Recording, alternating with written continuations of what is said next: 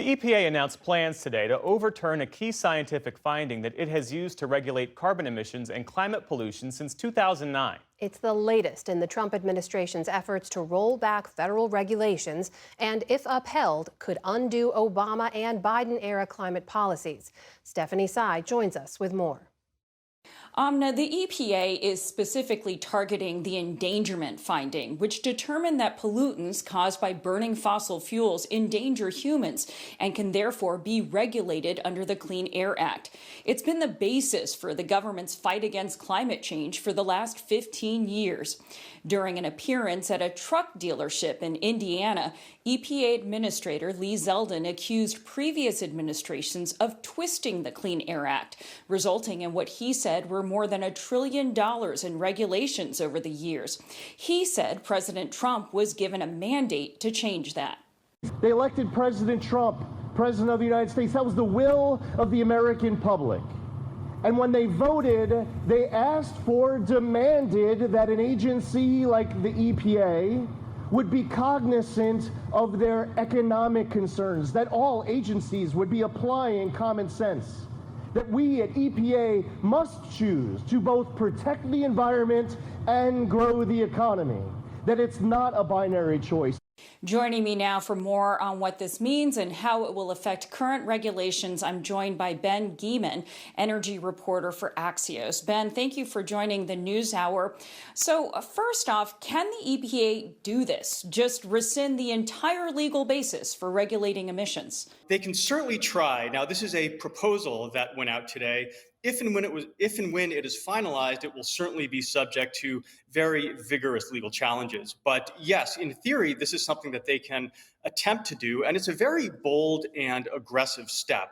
Because what we're seeing right now is the most stark example of the Trump administration seeking to sort of rip out its Democratic predecessors' climate change policies, really just root and branch. And I think it's also important to sort of see this on a continuum, right? It's part of a broader suite of efforts. Now, what this would do is, as you mentioned in the beginning of the segment, essentially overturn the legal underpinnings of regulating greenhouse gas emissions under the Clean Air Act. Real quick, a 2007 Supreme Court decision said that these emissions can be considered pollutants, and if EPA makes a finding that they endanger human health and welfare, that EPA can go ahead and start to regulate these emissions. This was directly about tailpipes, but by extension, it's about power plants, refineries, and other types of large sources of emissions. So what they're doing with this decision is essentially sort of trying to, in one kind of fell swoop, essentially knock out the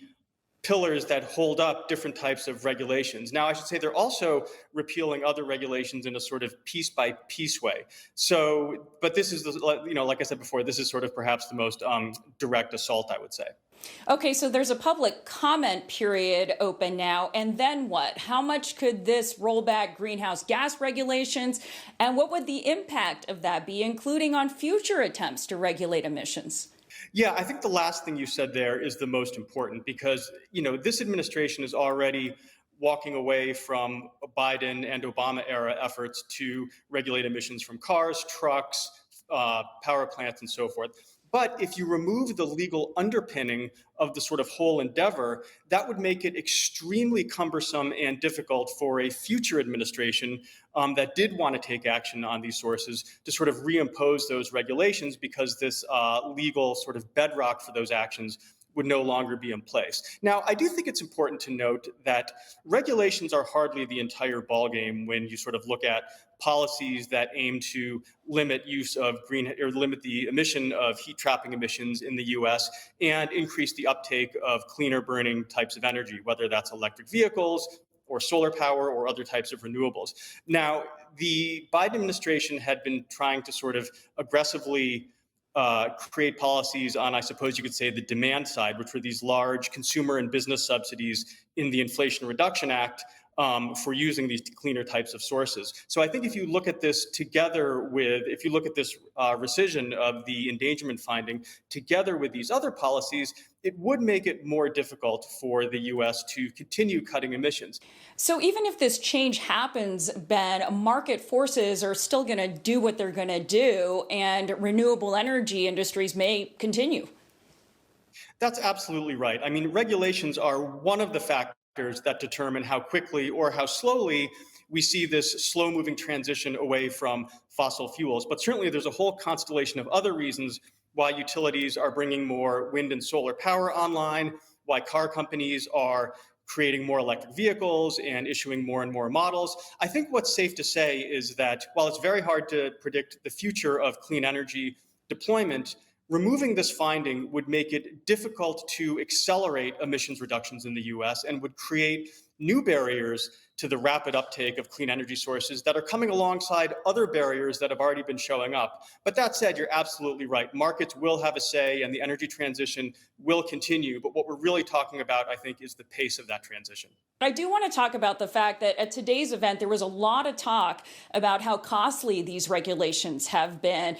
Have the American people and whole sectors of the economy been collateral damage in the transition away from fossil fuels? I mean, this is a very complicated question because any regulation has both costs and benefits, but those costs and benefits don't all accrue to the same people. Now, what I would say is that when you have seen the EPA under the Biden and Obama administrations issuing these types of Clean Air Act regulations, they do tend to find that on balance, the benefits far outweigh the costs.